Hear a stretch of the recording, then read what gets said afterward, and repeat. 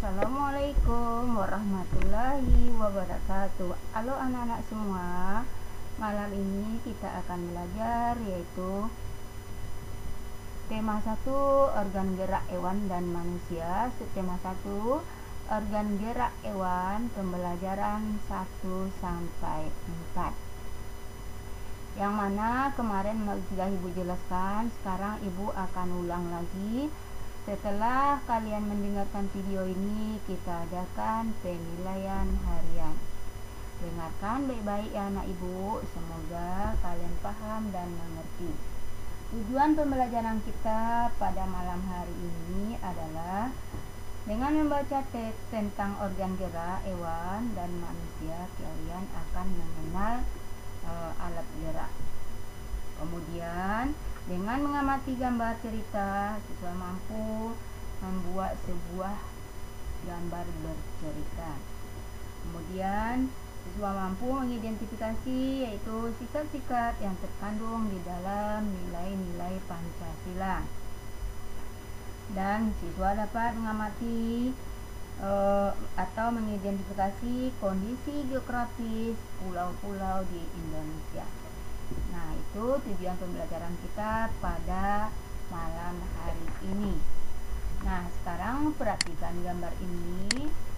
Ini adalah Pak Rudi dan Edo sedang berada di kandang kelinci. Di sini terdapat banyak kelinci-kelinci. Edo sangat senang membantu Pak Rudi membersihkan kandang kelincinya. Apakah kalian masih tahu apakah alat gerak untuk kelinci? Ya, benar. Alat gerak kelinci adalah kaki. Salah satu ciri makhluk hidup adalah bergerak. Itu jelas ya anak ibu. Hewan dan manusia menggunakan alat gerak untuk berpindah dari satu tempat ke tempat yang lain. Anak-anak ibu, alat gerak itu ada dua bagian, yaitu alat gerak aktif, otot, alat gerak pasif, tulang. Di sini ada gambar yaitu tulang dan otot. Yang berwarna merah ini adalah otot ya. Kemudian warna putih adalah tulang.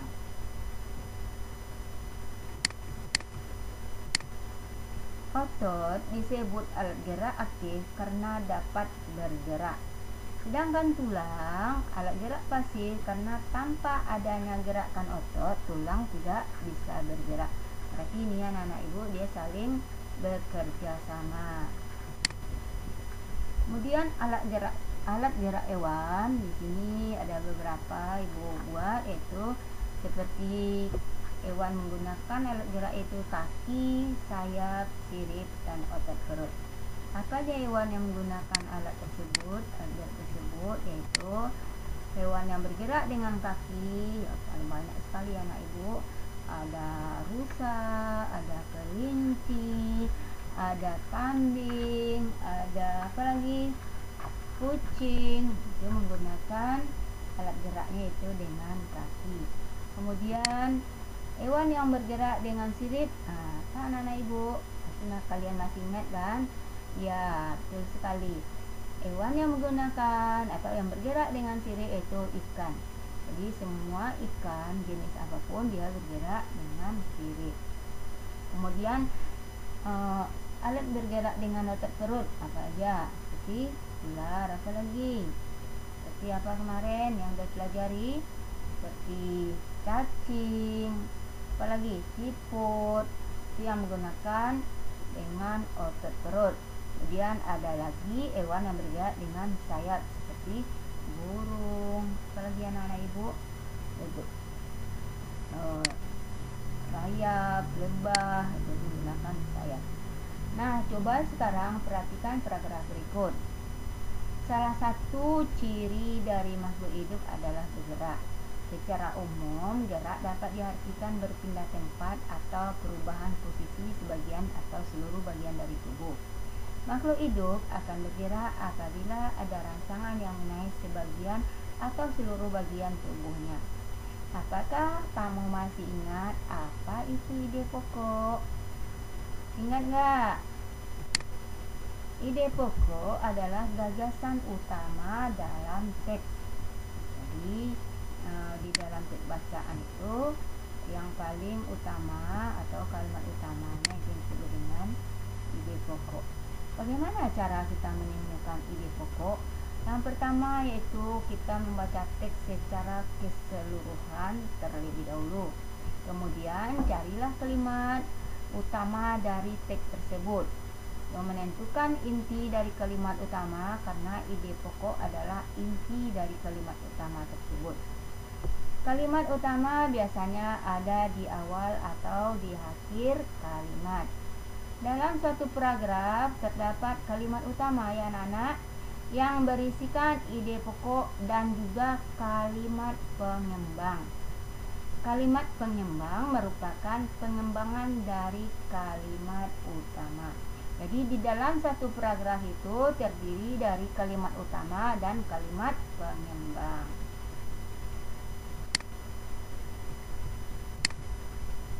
Coba kalian perhatikan gambar berikut. Ini ada 4 gambar. Ini semuanya ibu kasih nomor 1, nomor 2, nomor 3, nomor 4. Gambar ini adalah saling berhubungan.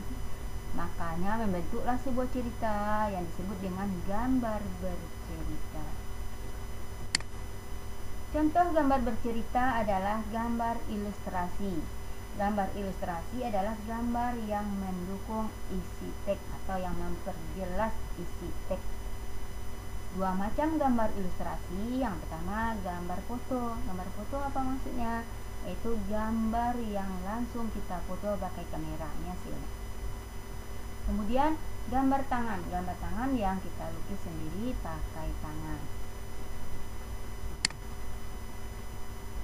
Media gambar yang digunakan untuk membuat gambar ilustrasi. Yang pertama media alas gambar, kanvas, kain, kertas, bisa jadi juga komputer. Kemudian media pewarnanya yaitu pensil warna, krayon, cat air, dan cat minyak. Sekarang kita akan belajar membuat sebuah gambar bercerita. Ini ada 4 gambar yang tadi anak-anak ibu akan bacakan teksnya. Pak Rudi mengajak Edo ke kandang kelinci miliknya. Kandangnya sangat luas, kelincinya banyak sekali. Di dalam satu gambar ini terdiri dari 3 kalimat. Bagaimana cara menentukan satu kalimat itu? Kita baca dari sini. Pada Pak Rudi mengajak Edo ke kandang kelinci miliknya. Ada titik, berarti itu terdiri satu kalimat. Kandangnya sangat luas, berarti ini ada titik, berarti 2 kalimat. Kelincinya banyak sekali, berarti ini satu kalimat juga. Jadi dalam satu gambar ini ada 3 kalimat. Pak Rudi dan Edo memberi makan kelinci. Satu kalimat ya anak ibu. Mereka memberikan wortel. Kelinci sangat suka makan wortel. Semua kelinci berkumpul mendekat pada Edo. Edo senang sekali. Edo tertawa kegirangan melihat tingkah lucu kelinci-kelinci di kandang kelinci milik Pak Rudi. Semakin lama diamati tingkah lucu kelinci semakin mengemaskan. Edo pun ikut berlarian mengejar kelinci. Setelah Edo menirukan gerakan kaki kelinci, melompat, berlari, dan berdiri dengan 2 kaki. Jadi setelah ibu bacakan ada 4 gambar ini, kemudian jika digabungkan maka membentuk paragraf seperti berikut. Pak Rudi mengajak Edo ke kandang kelinci. Kelinci miliknya. Kandangnya sangat luas, kelinci banyak sekali. Pak Rudi memberi makan kelinci. Mereka memberikan wortel. Kelinci sangat suka makan wortel. Semua kelinci berkumpul mendekati pada Edo. Edo senang sekali. Edo tertawa kegirangan melihat tingkah lucu kelinci-kelinci di kandang kelinci milik Pak Rudi. Semakin lama diamati tingkah lucu kelinci semakin mengemaskan. Edo pun ikut berlarian mengejar kelinci. Sesekali Edo menirukan gerakan lucu kelinci, melompat, berlari, dan berdiri dengan 2 kaki. Dari 4 gambar tadi, ibu gabungkan menjadi sebuah paragraf, maka terdapatlah sebuah cerita. Ini cara membuat cerita bergambar. Apa langkah-langkahnya? Yaitu yang pertama, menentukan tema yang akan kita gambar sesuai dengan teks. Membuat sketsa gambar dengan pensil. Kemudian mewarnai gambar agar lebih menarik. Kita lanjut lagi.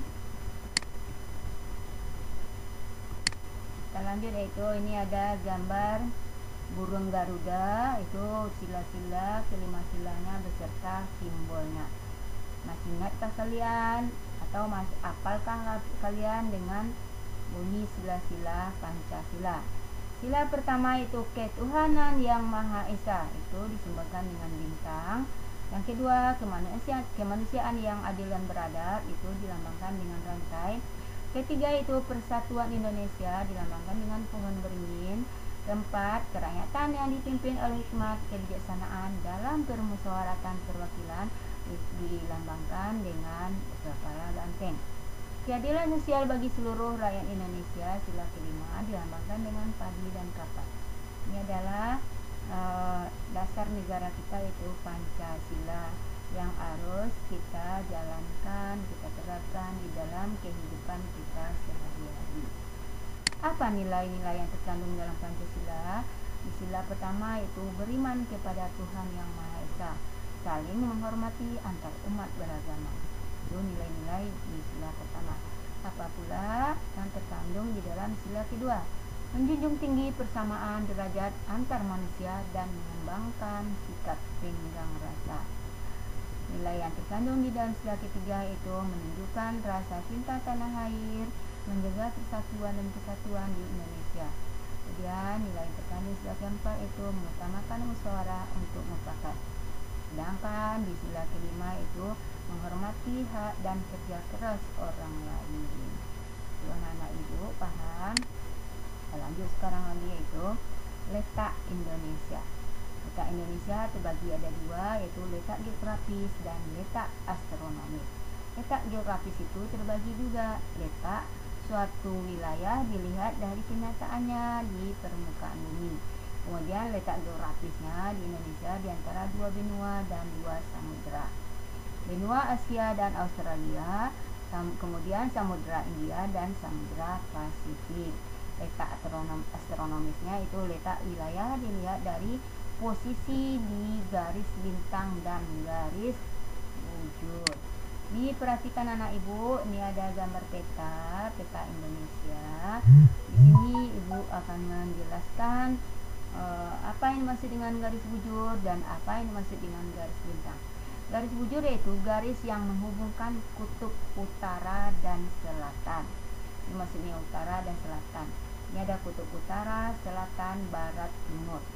Kemudian garis bujur Indonesia diantara yaitu 95 derajat barat timur sampai 141 derajat bujur timur. Timur ya. Garis lintang itu garis yang menghubungkan bumi menjadi dua, yaitu belahan utara dan selatan. Garis lintangnya Indonesia itu dari 6 derajat lintang utara sampai 11 derajat lintang selatan. Ini anak ibu. Kemudian ada batas-batasnya, itu kalau dari utara itu batasnya dari Malaysia, kalau timur itu Papua Nugini, kalau selatan ini yaitu antara Samudra India dengan Timur Leste. Itu batas-batasnya. Nanti kita lanjut lagi atas pulau. Sekarang kita lanjut yaitu pulau-pulau yang ada di Indonesia. Ini ibu akan mengambil yaitu pulau-pulau besar aja, karena Indonesia terdiri dari beribu-ribu pulau. Salah ibu, sekitar 17.000 pulau ya. Ibu akan jelaskan Pulau Sumatera. Luas wilayahnya itu 473.481 km persegi. Beberapa gunung di Sumatera yaitu Gunung Kerinci, Gunung Dempo, Gunung Leuser, kemudian Gunung Merapi. Ini beberapa gunung aja yang disebutkan, banyak yang lainnya ya. Beberapa perairan di Sumatera Selat yaitu Selat Melaka, Selat Karimata, Danau Toba, Sungai Musi, Sungai Batanghari. Jadi ini gambar Pulau Sumatera. Batas wilayah Pulau Sumatera kalau kita lihat di bagian timur yaitu Selat Malaka dan Kalimantan. Kalau kita lihat dari utaranya itu Malaysia dan Teluk Benggala. Sedangkan dari selatannya itu Selat Sunda dan Pulau Jawa. Sedangkan dari barat itu Samudra India. Kemudian kita lanjut lagi ke Pulau Jawa ya. Pulau Jawa luas wilayahnya itu 128.297 km persegi. Beberapa gunung di Jawa seperti Gunung Salak, Gunung Merapi, Gunung Semeru, Gunung Slamet. Kemudian beberapa perairan di Jawa itu Sungai Bengawan Solo, Sungai Cicerdes, Waduk, dan Jatiluhur. Kemudian batas wilayah Pulau Jawa kita lihat dari utara, bagian utara Kalimantan, kemudian Laut Jawa. Kalau kita lihat dari bagian timurnya itu Selat Bali dan Pulau Bali. Sedangkan di bagian selatan Samudra India dan bagian baratnya itu Selat Sunda. Kita lanjut Pulau Kalimantan. Luas Pulau Kalimantan atau yaitu luas wilayahnya sekitar 743.330 km persegi. Beberapa gunung di Kalimantan yaitu Gunung Raya dan Gunung Kinabalu. Beberapa perairan di Kalimantan, Sungai Kapuas, Sungai Mahakam, Sungai Barito, dan Danau Bongkau. Batas wilayah Pulau Kalimantan kita lihat dari utara yaitu Malaysia, Laut Tiongkok, dan selatan. Kemudian bagian timurnya itu Selat Makassar dan Pulau Sulawesi. Kita lihat batas wilayah Pulau Kalimantan bagian selatan itu Laut Jawa dan Pulau Jawa. Bagian baratnya itu Laut Natuna, Pulau Sumatera.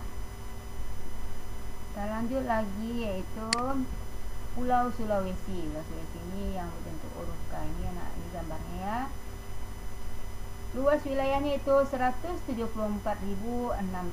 km persegi. Beberapa gunung di Sulawesi ada Gunung Lantimojong, Gunung Ratemario.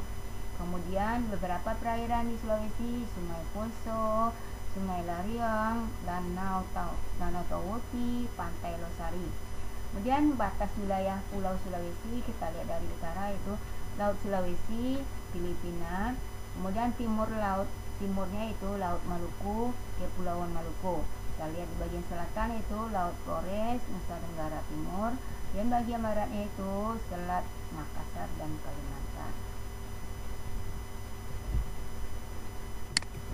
Kemudian kita lanjut yaitu Pulau Papua. Luas wilayahnya itu 319.036 km persegi. Beberapa gunung di Papua itu Gunung Jaya Wijaya, Gunung Derabora. Setelah ibu Gunung Jaya Wijaya ini gunung bersadu ya. Beberapa perairan di Kalimantan yaitu Sungai Memberamo, Sungai Balim, Danau Sentani, Pantai Raja Ampat. Kemudian batas wilayah Pulau Papua yaitu di bagian utaranya itu Samudra Pasifik, kemudian timur yaitu bagian timurnya Papua Nugini, kemudian selatan Laut Arafura, Australia. Kemudian bagian baratnya Kepulauan Maluku. Itu anak-anak ibu tentang pulau-pulau besar yang ada di Indonesia, skala luasnya, kemudian gunung yang ada di pulau tersebut, dan beberapa perairan di pulau itu. Karena Indonesia banyak sekali terdiri dari bermacam-macam pulau ya. Ini ibu ambil pulau-pulau yang terbesar aja. Kita lanjut lagi yaitu Indonesia terdiri dari beragam suku dan budaya. Iya, kita sangat banyak sekali ya suku di Indonesia, kemudian budayanya juga. Tapi walaupun kita banyak suku, banyak budaya, kita saling harmonis, saling menghargai, saling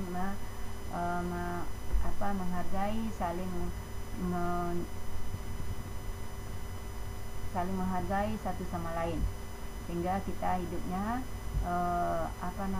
nyaman bersatu. Kita harus mampu menjaga persatuan agar masyarakat Indonesia tetap harmonis ya. Dengan bersatunya kita akan bisa menciptakan kenyamanan. Bagaimana caranya menjaga persatuan? Salah satu cara menjaga persatuan dengan menjalankan sikap gotong royong dalam kehidupan sehari-hari. Dengan Indonesia terkenal dengan sikap gotong royongnya ya. Dengan gotong royong kita diajak untuk saling menolong dan ikut merasakan beban orang lain. Gotong royong dapat mempererat hubungan masyarakat tanpa membedakan suku. Itu yang ibu katakan tadi. Kita tidak membedakan agama, tidak membedakan suku, tidak membedakan budaya. Semua dia bersatu. Terjalinlah itu hidup yang damai dan harmonis. Demikianlah anak-anak ibu apa yang sudah ibu jelaskan pada malam hari ini. Semoga yang apa ibu sampaikan bisa dipahami agar menjadi